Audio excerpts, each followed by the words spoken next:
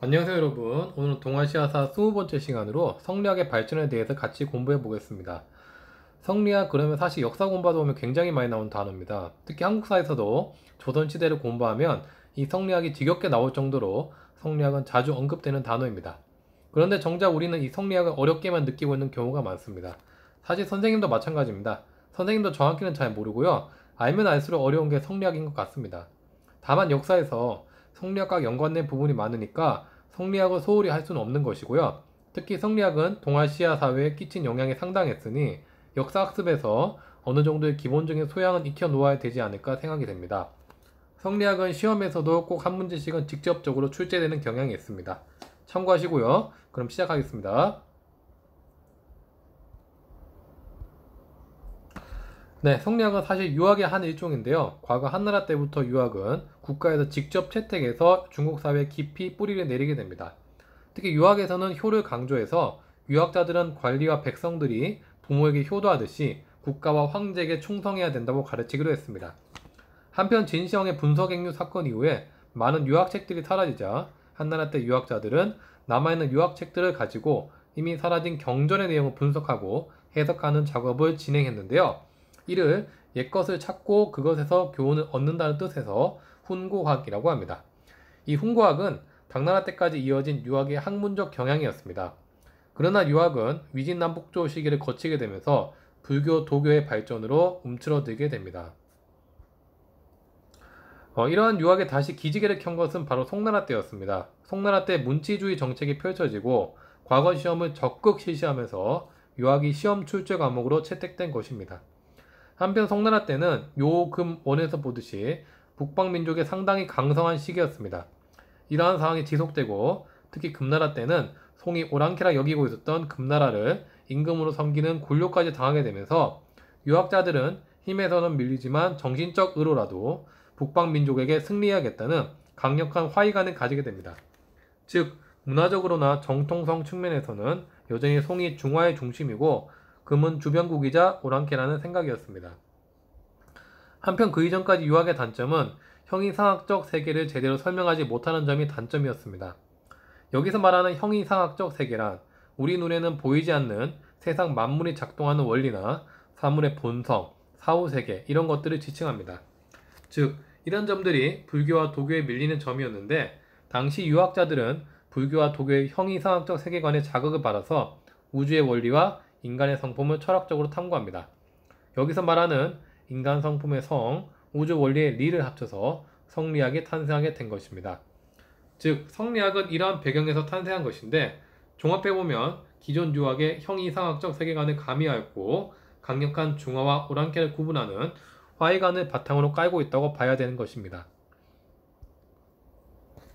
특히 송나라 유학자들에 의해서 발전되어 오던 이런 성리학을 마침내 집대성한 사람이 바로 주의였습니다. 그는 우주 만물의 원리를 설명하는 방법으로 이기론을 가지고 설명하기도 했는데요. 여기서 말하는 이는 사물의 보편적, 불변적 법칙으로 사물이 작동하는 원리를 말하는 것이고 기는 이런 이를 바탕으로 나타나는 현상, 그 자체를 이야기합니다. 당연히 사물이 움직이는 현상과 원리 중에서 무엇이 중요할까요? 원리가 더 중요하겠죠? 뭐든지 근원이나 원리가 있어야 현상이 나타나는 것이니까요. 그래서 주인은 기보다는 이를 중요시 여겼습니다. 주인은 이기론을 가지고 인간의 성품을 설명하기도 했습니다. 인간의 기본적인 성품은 모두 이를 가지고 있고 그에 따라 선하다고 봤습니다. 하지만 사람마다 성격이나 행동이 차이 나는 것은 혼탁한 기가 여기에 포함되어서 사람의 착한 성품을 어지럽히기 때문이라 했습니다. 이에 주인은 인간 본성에 내재된 선한 이를 보존하고 혼탁한 기를 통제하고 인간의 욕심을 버려야 한다고 강조했습니다. 이를 존천리 거인욕이라고 합니다. 한편 세상을 이와 기로 설명하고 이가 기보다 더 중요시되는 이분법적 세계관은 인간관계, 사물에도 적용됩니다. 즉 임금과 신하, 지주와 소장로, 중화와 오랑캐를 구분하고 임금, 신하, 중화가 더 우위에 선다는 생각을 자연스럽게 가지게 되는 것이죠. 이는 결과적으로 귀천이 있다는 신분질서 정당화로도 연결됩니다. 성리학을 수용한 국가들이 신분질서를 강조한 것도 바로 그 때문이라 할 수 있습니다. 성리학에서 강조하는 것들을 조금 더 살펴보면요. 성증리설. 이것은 방금 이야기한 대로 인간의 본연 성품은 리와 같다는 뜻입니다. 그리고 인간 본연의 성품을 지키는 방법으로 꾸준한 사물의 본성을 탐구하는 학문 연구를 통해서 각 사물의 이치를 깨달으라 라고 강조하고 있죠. 거경궁리, 여기에서 경자는 경건하다는 뜻인데요. 즉 마음을 경건한 상태로 놔두고 사물의 이치를 탐구하라는 뜻입니다. 경무유치지, 여기서 물은 사물을 이야기하고요. 격은 탐구를 이야기합니다. 즉 사물을 끝까지 탐구해서 알매 이른다. 성리학의 기본적인 수양 방법을 이야기합니다. 성증리설, 거경궁리, 경무유치지, 성리학에서 자주 나오는 단어들이니까 한 번씩 짚고 넘어가면 좋을 것 같습니다. 또한 주인은 유학에서 공부해야 될 서적으로 오경보다는 사서를 중요시 여겼는데요. 참고로 여기에서 사서는 대학, 논어, 맹자, 중용을 이야기합니다.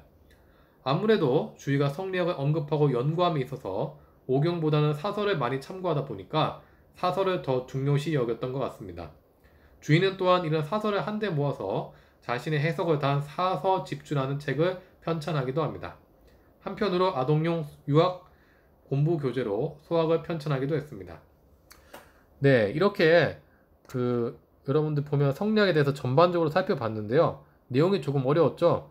잘 이해가 가지 않는 부분은 한 번 더 보시길 바라고, 그래도 이해가 잘 가지 않는 부분은 그 원리보다는 성리학에서 강조하는 것들은 이런 것들이 있구나 하는 정도로 이해하시길 바라겠습니다. 자, 그러면 이제는 성리학이 동아시아 각국에서 수용되고 발전된 역사를 살펴보겠습니다. 사실 이 주위의 성리학은 송나라 때는 보편적인 학문 사상으로 크게 인정받거나 하지는 않았습니다. 오히려 후대의 인정을 받았는데 원나라 때 주위의 사서 집주가 과거 시험 교재로 채택이 되었고요. 명나라 때가 되어서야 성리학은 국가 학문으로 받아들여지는 관학화가 진행됩니다.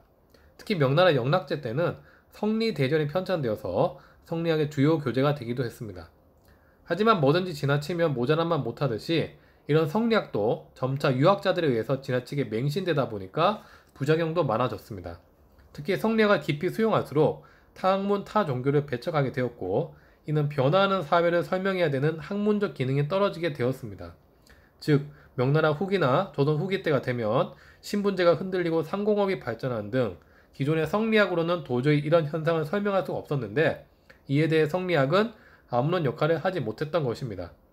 오로지 성리학은 과거 시험 용도로만 사용되게 되었고, 점차 사람들이 의심 없이 무작정 믿게 되는 종교적인 성향, 즉 교조화의 길로까지 접어들게 됩니다. 성리학은 한반도에도 큰 영향을 주었는데요. 한반도에는 고려 말기 안향에 의해서 최초로 수용이 되었습니다. 한편 고려 충선왕 때는 충선왕이 중국 북경에 자신의 사적 도서관인 만권당을 설치하기로 했는데요. 여기에서 고려 유학자와 원나라 유학자가 같이 성리학을 연구하기도 합니다. 대표적인 인물이 원의 조맹부, 고려 이재현 등이 있죠. 성리학은 이후 고려 말기에 신진 사대부를 중심으로 확산되게 됩니다. 특히 이들은 이후에 조선을 건국한 세력들로서 조선이 건국되자 성리학을 중심으로 유교 윤리를 널리 전파하게 됩니다. 15세기 세종 때 삼강행실도 16세기 서원과 향량의 보편적 보급은 바로 이러한 맥락이라고 볼 수 있습니다. 이번에는 일본의 성리학을 보겠습니다. 일본은 중국 조선과는 달리 성리학이 널리 확산되지는 않았는데요. 사실 처음 도입된 것은 가마쿠라 막부 때 승려들의 호기심 차원에서 공부가 되었다고 합니다. 하지만 학문적으로 깊이 수용된 것은 임진 전쟁 때 조선인 유학자 포로에 의해서였습니다. 특히 당시에 조선인 유학자 포로인 강항은 일본 유학자인 후지와라 세이카와 교류하면서 성리학을 가르치게 됩니다.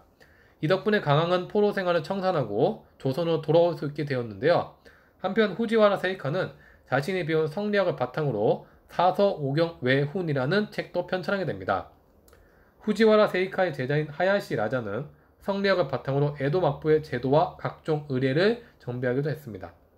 당시 에도 막부는 쇼군, 다이묘, 하급 무사 간의 확고한 신분 질서 확립이 필요했는데 이때 성리학이 그런 역할을 하게 됩니다. 하지만 무가중심 사회 풍조가 만연했던 일본에서는 성리학의 확산이 한계가 있었고 과거 시험이 치러진다든가 하는 경우는 없었습니다. 오히려 과거 시험을 치른 나라는 베트남입니다.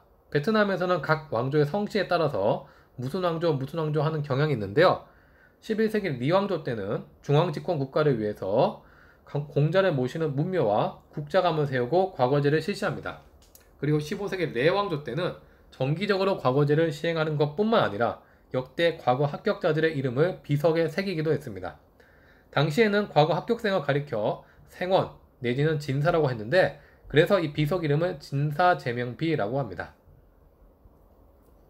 네, 이렇게 성리학이 탄생하게 된 배경과 성리학의 내용, 그리고 이 성리학이 동아시아에 끼친 영향에 대해서까지 살펴보았습니다. 사실 성리학은 근대로 접어들면서 배척해야 될 학문, 낡은 사상이라는 비판을 받았습니다.